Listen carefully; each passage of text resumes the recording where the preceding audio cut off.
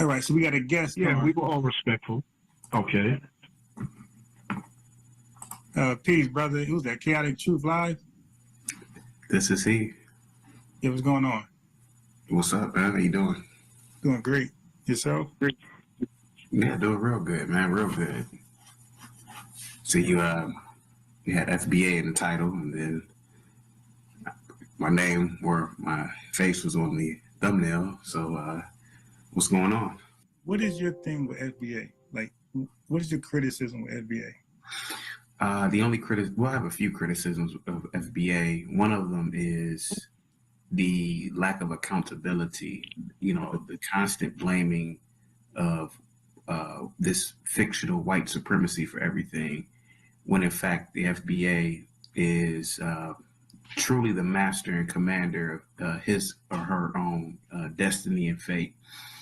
And also, another problem I have with FBA is they give too much credit to insignificant industries like entertainment and sports, when FBA should primarily focus on, in my opinion, industries like critical infrastructure and what makes other people superior.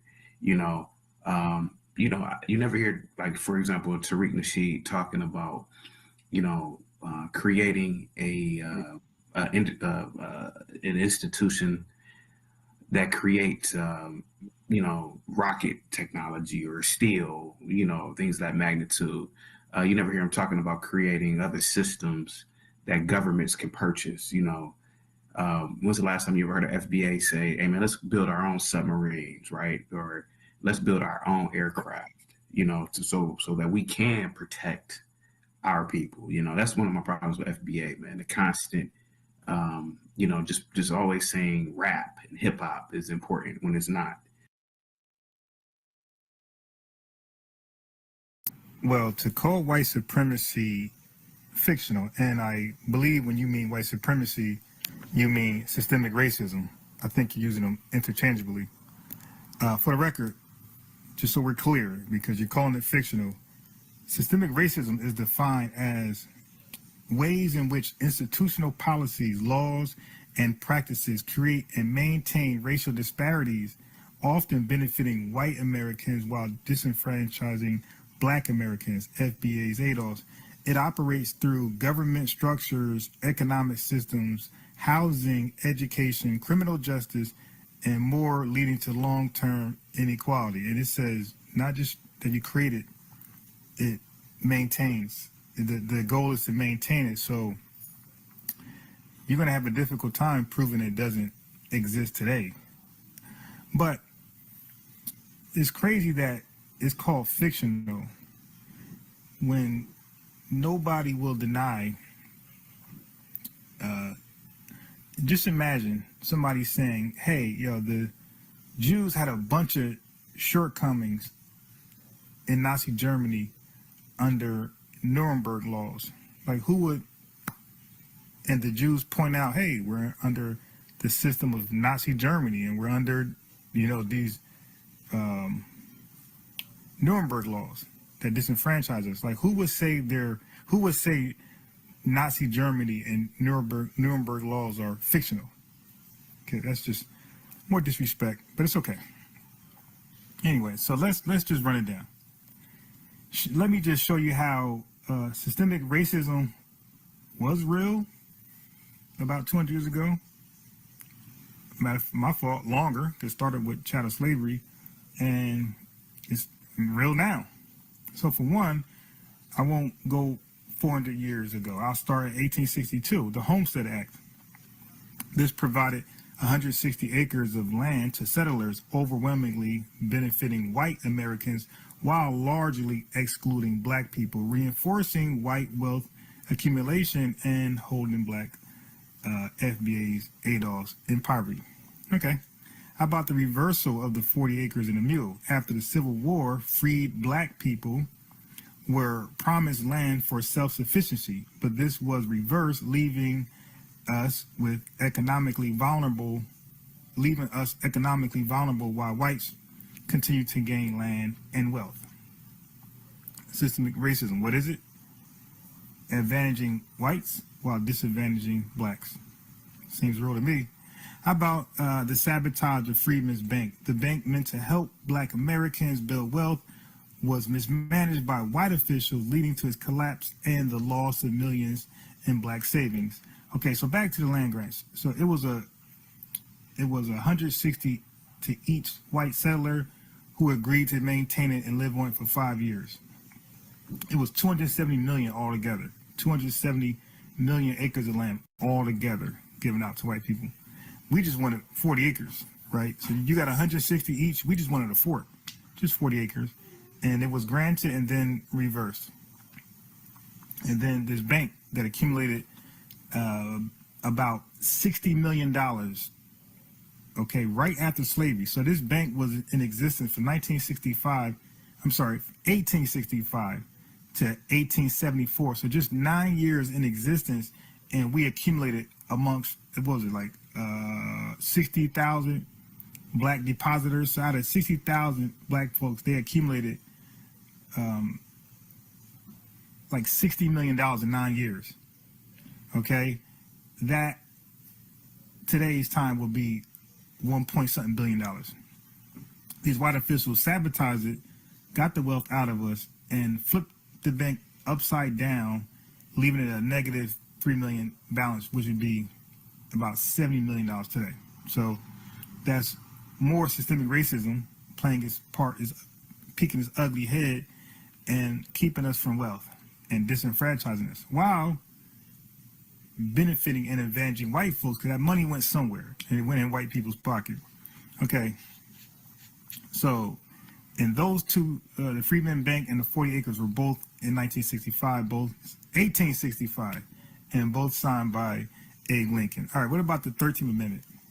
Okay, is loophole creating systems like convict leasing.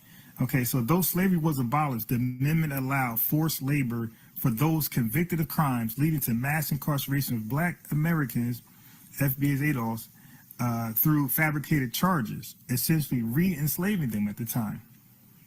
How about peonage? Debt slavery. Black Americans were illegally forced into labor through debt and legal loopholes, reinforcing racial economic oppression. I'll just run it down. Racial restrictive covenants and zoning laws prevented black families from buying homes in white neighborhoods, restricting economic mobility and segregating communities.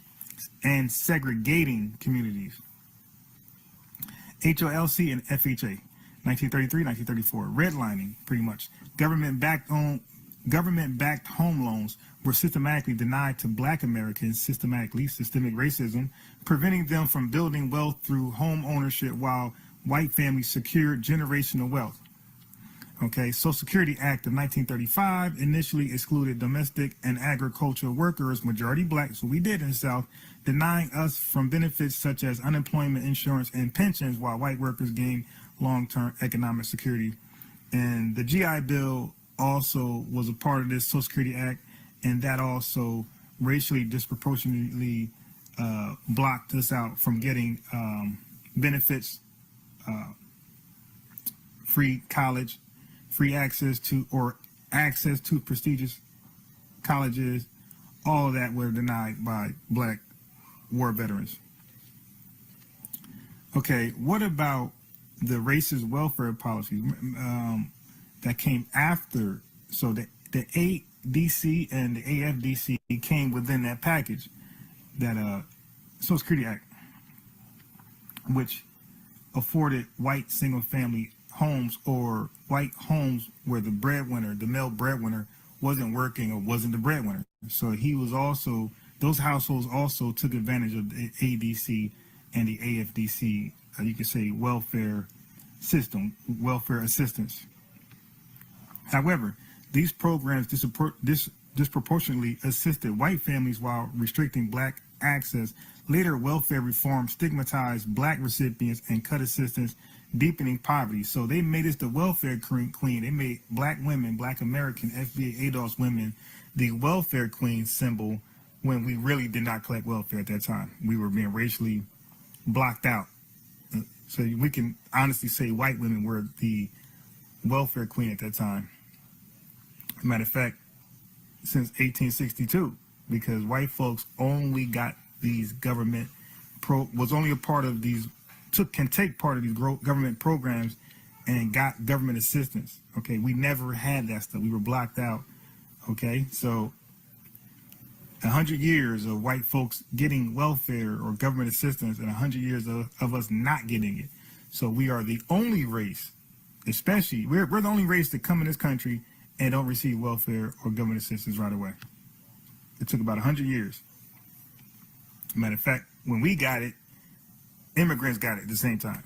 So, and guess what? We were not first in line. It was like the early bird gets the worm, whoever gets in line first.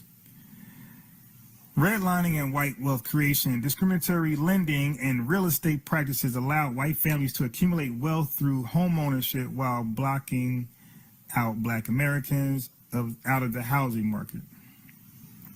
Okay, so home ownership is single-handedly responsible for the middle class today, that the white people dominate. Through home ownership is how generational wealth is accumulated.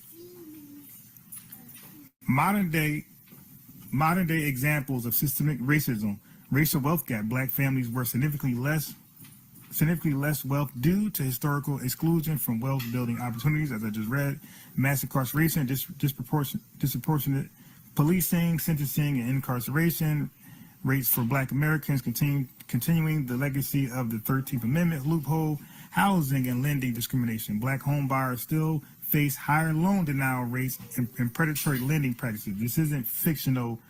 Systemic racism or white supremacy is happening right now. We got denial rates, education inequality, underfunded black schools due to property tax-based school funding, employment and wage disparities, hiring discrimination and wage gaps persist, limiting black economic mobility. Systemic racism has had long-lasting effects, ensuring generational wealth and stability for white Americans while keeping black Americans FBA ADOS at a systemic disadvantage. It looks like systemic racism is alive and well and is being maintained. Okay, so you to call it fictional, we would need, the burden of proof is on you. We would need some receipts. Yeah, I just wanted to ask you a question, Unbiased. Or, well, it's a series of questions. Okay. 1, do you own a home? 2, do you have a bank account? And 3, did you graduate from college? No college graduate, don't own a home, and I got a bank. Okay. Well, all my life, all I've known is home ownership. My friends, extended family, people I went to college with, had every opportunity possible to be anything that I wanted to be. And there was no white institution holding me back. And so that was the pretty much not rebut what you were saying earlier, but you were talking about systems that were in place to keep Black people back, like the Homestead Act and all that. So I just wanted to say, me personally, I just can't relate to that. And I'm not saying that you were wrong in what you were saying, but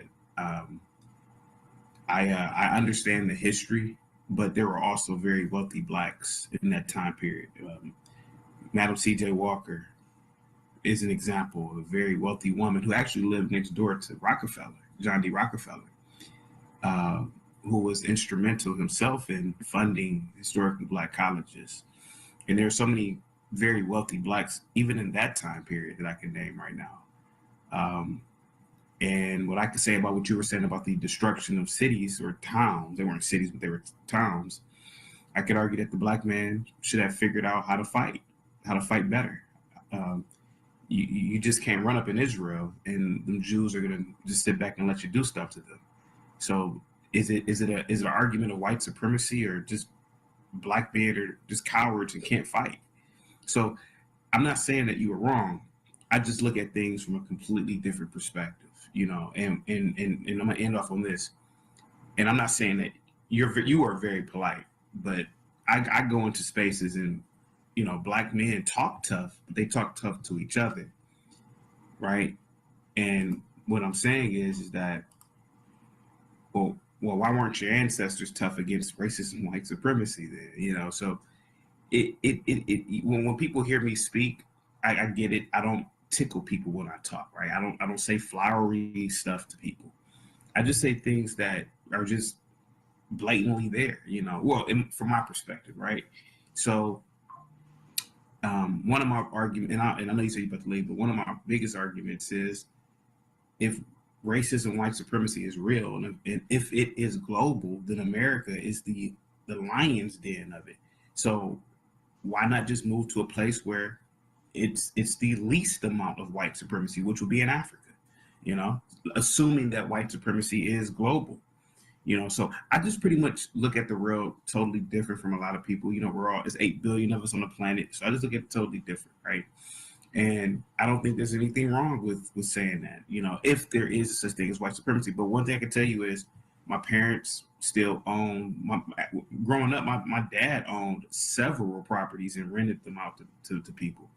And my parents live in a beautiful home right now. They're elderly now, but they still own properties right now in historical neighborhoods, you know. And what's so wrong with living amongst blacks? You know, why were those black enclaves poor? You know, I thought blacks were intelligent enough to maintain systems. So, you know, I ask a lot of questions about the past. Brother, we fight.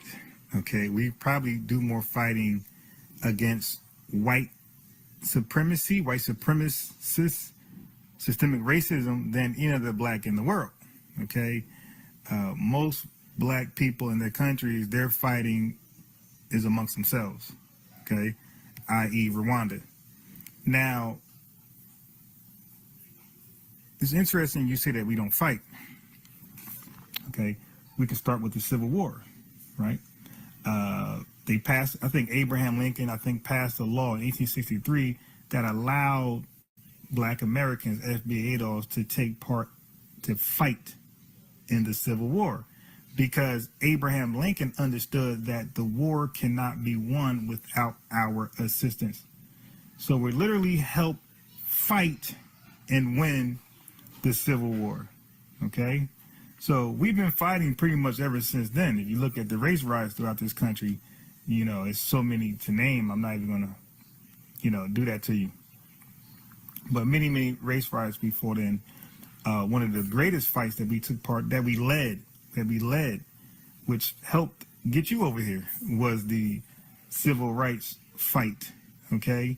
Frederick Douglass was not a Pan-Africanist. He was not, you know, those outrageous ideas where we want to go back to Africa. Frederick Douglass said he would rather fight in America than flee and go to another land and live safely, like a coward. Okay, so fighting is what we did. Unfortunately, we would rather have equality. We would rather have access to the things we had access to, and we would rather be left alone. But unfortunately, fighting is something we did do, and a lot of times we didn't start the fight, but we fought outnumbered.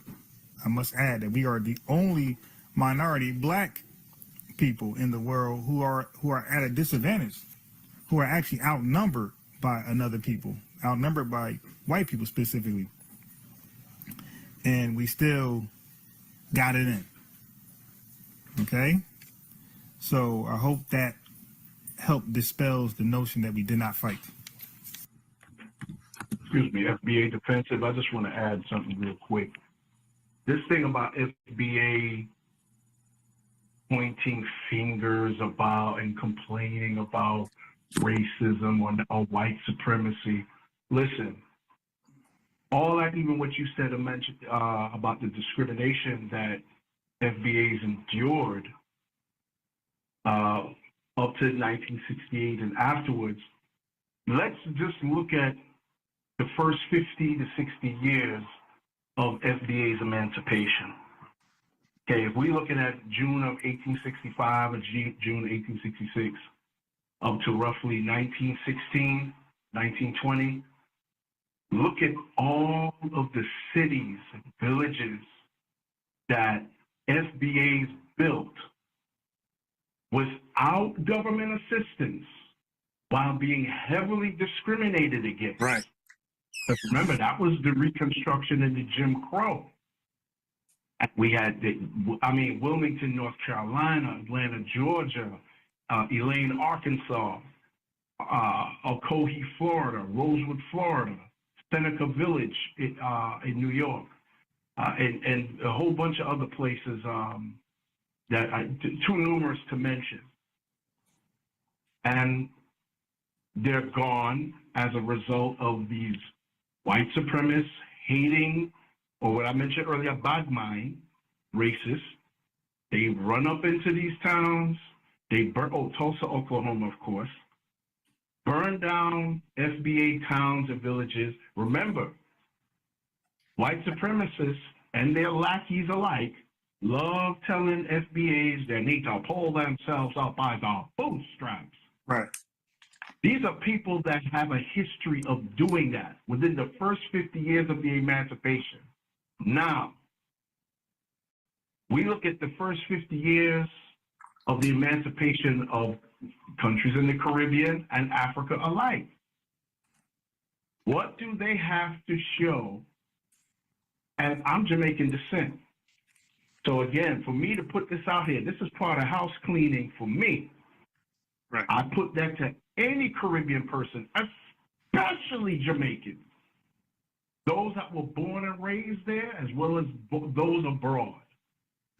What had we had to show within the first 50 years of our emancipation of a reflection, a positive reflection of us as Black Jamaicans, not just Jamaicans with out of many, one. We're not doing that chimerical crap over here. We're not doing that chimerical crap over here because it's okay when we embrace everybody, right? But when you know what hits the fan, you're looking for allies. And by that time, you should already have certain things established where whoever you would initially look to ally with, they would want to align with you because you're about your business. Right. And you have a track record to show it. So of course, naturally, and a lot of Africans and Caribbean states may not want to admit this because it just chafes their asses. When you have to look at that, just the first 50 years, we could go into other aspects even before FBA's emancipation, where you could go back 50 years before that with Thomas Jennings, the inventor of the dry cleaning system and all that. We could go back before that. But I'm just dealing with that part right there.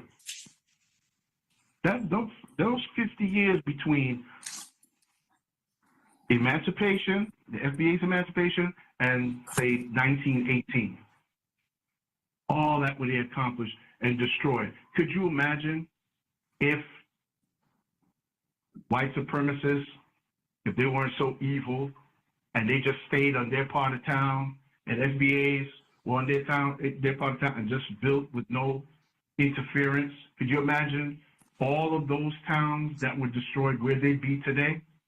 Right. That's a thought. That's just something I want, especially the Caribbean Tethers and the African Tethers that are listening.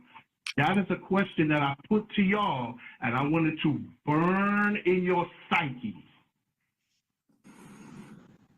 I'm a Gen Xer.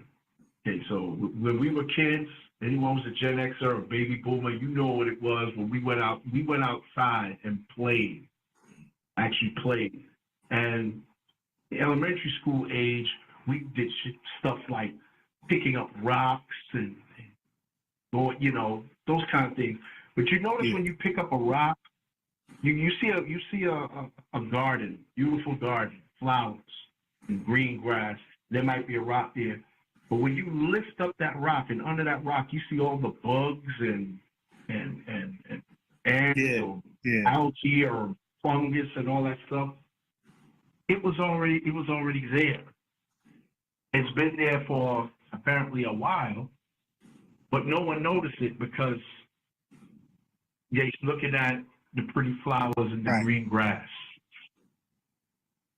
Now, someone had to know that the bugs and the grimy, slimy stuff was under the rock, but they didn't say nothing. Just ignored it. That's pretty much the same thing what's been going on. That's why I say a lot of Caribbean people and African, they are very dismissive. And some of you listening to this, you know I'm talking about you.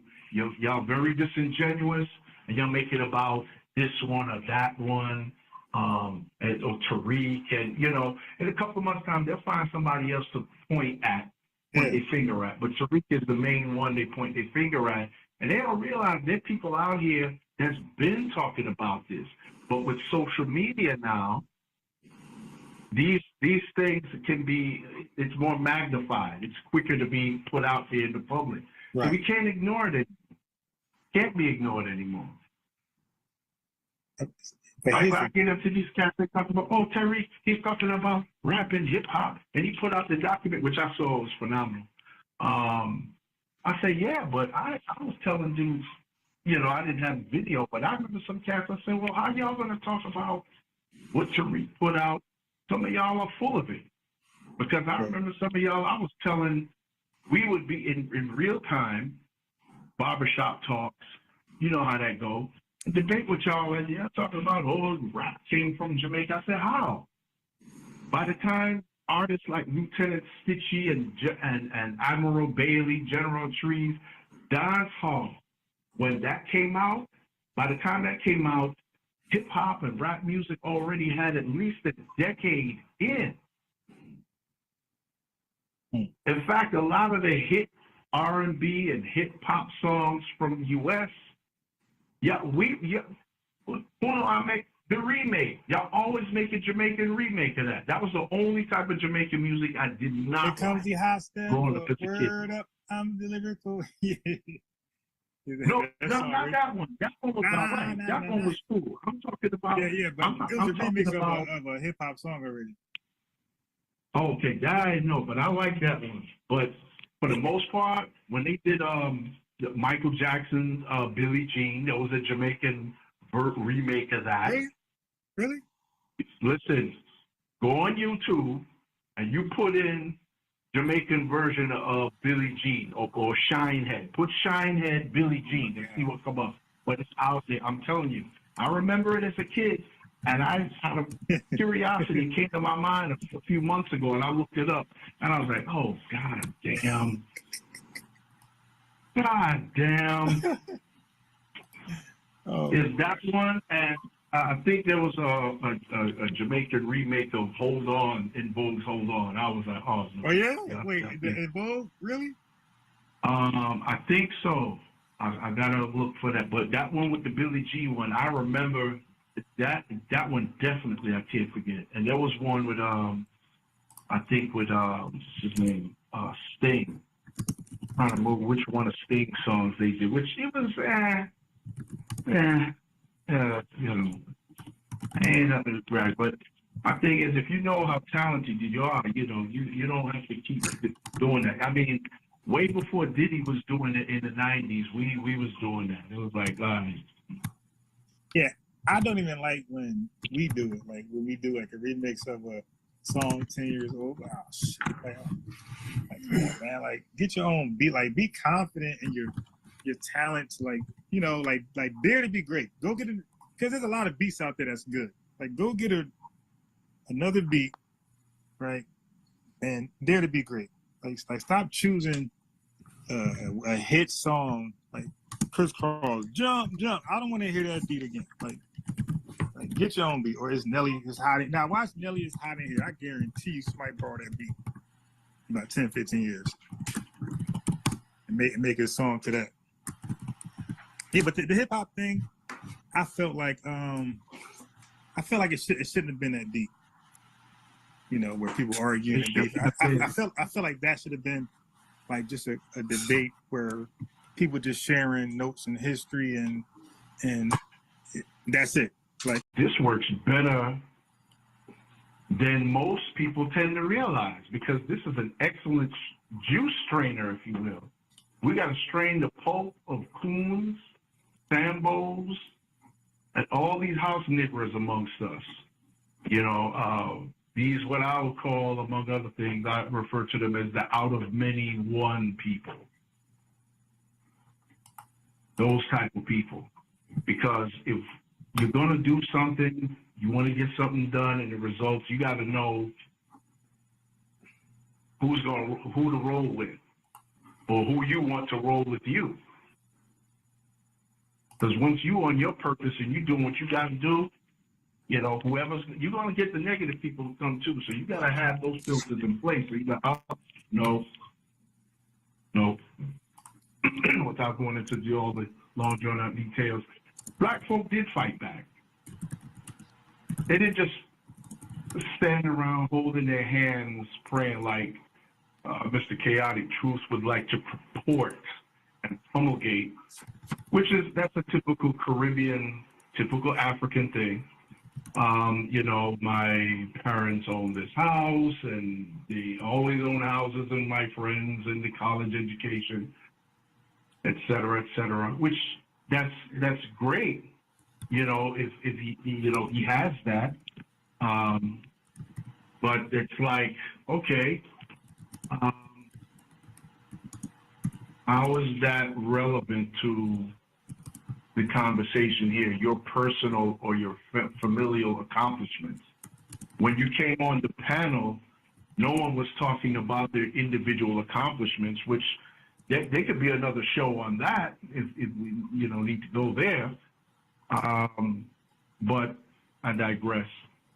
Black folk were fighting back. There's proof of that. Now, the numbers, a totally different thing. I mean, if you have a town of, say, 200 black people and being attacked by, say, 800 white folk, and they're armed to the teeth, yeah, black folk gonna fight back. You know, even if they lose that physical battle, they didn't disgrace themselves.